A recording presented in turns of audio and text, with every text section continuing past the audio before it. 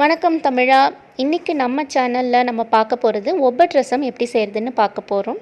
நம்ம வாழ்க தமிழ் சேனலை ஃபர்ஸ்ட் டைம் பார்க்குறவங்களா இருந்தாங்க நீங்கள் லைக் பண்ணுங்கள், சப்ஸ்கிரைப் பண்ணுங்கள், பெல் ஐக்கான் கிளிக் பண்ணுங்கள். ஸோ தட் உங்களுக்கு எல்லா விதமான வீடியோஸும் அப்டேட் ஆகிட்டே இருக்கும்.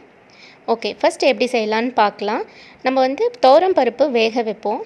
ஸோ வேக வைக்கும்போது நீங்கள் கூடவே 2 தக்காளி போட்டு அதில் வேக வச்சுக்கலாம்.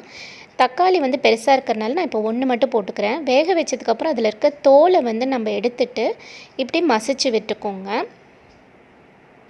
தக்காளி நல்லா வெந்திருக்கு, அதனால் சும்மா இப்படி மசிச்சாவே மசிஞ்சிரும். இல்லைன்னா நீங்கள் மத்தி யூஸ் பண்ணியும் மசிச்சுக்கலாம்.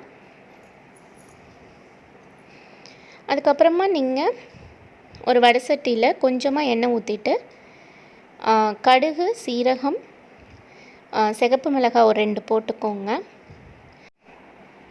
மிளகு போட்டுக்கோங்க கொஞ்சமாக. பூண்டு ஒரு 6 பல்லு பூண்டு நல்லா இடிச்சிட்டு அதுக்கப்புறம் சேர்த்துக்கோங்க. இந்த ஒப்பட் ரசம் நம்ம செய்யணும் அப்படின்னா அன்றைக்கி நம்ம வீட்டில் ஒப்பட் செஞ்சுருக்கணும். ஸோ ஒப்பட் செய்யும்போது நம்ம பருப்பு பூரணம் செஞ்சுருப்போம். ஸோ அந்த பூரணம் இருந்தால் தான் இந்த ஒப்பட் நம்ம செய்ய முடியும். இந்த பருப்பு ஒப்பட் செய்கிறதுக்கான லிங்க் நான் டிஸ்கிரிப்ஷன் பாக்ஸில் கொடுத்துருக்கேன், பார்த்துக்கோங்க. இப்போ நம்ம மசிச்சு வச்சுருக்க அந்த தக்காளி பேஸ்ட்டை இதில் நான் ஊற்றிட்டேன். பருப்பு வேக வச்ச தண்ணியை தனியாக எடுத்து வச்சுக்கோங்க. அதையும் இதோடு நான் சேர்த்துக்கிறேன்.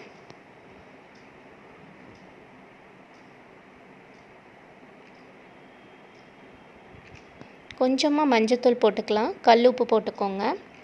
புளி நல்லா கரைச்சி வச்சு அந்த புளி தண்ணியை இதில் ஊற்றிக்கலாம். கொத்தமல்லி தழை, கருவேப்பிலை தழையெல்லாம் போட்டுக்கோங்க கட் பண்ணிட்டு. ரசம் பொடி சேர்த்துக்கலாம்.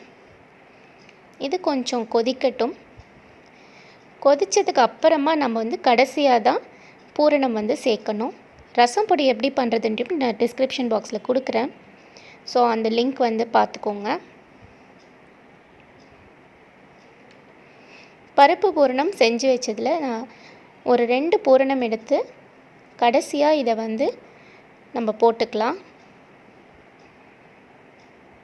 இது போட்டதுக்கப்புறம் நம்ம கொதிக்க வைக்க வேணாம். அவ்வளோதான், நம்ம ஒப்பட் ரசம் ரெடி ஆயிடுச்சு. இது ரொம்பவே சுவையான ஒரு ரசமாக இருக்கும். வெல்லம் போட்டிருக்கனால இன்னுமே டேஸ்ட் நல்லா இருக்கும். கண்டிப்பாக செஞ்சு பார்த்துட்டு எப்படி இருந்துச்சுன்னு எனக்கு கமெண்ட் பண்ணுங்கள். இந்த வீடியோ உங்களுக்கு பிடிச்சிருந்தால் லைக் பண்ணுங்கள், சப்ஸ்கிரைப் பண்ணுங்கள். Thank you viewers. வாழ்க தமிழ்.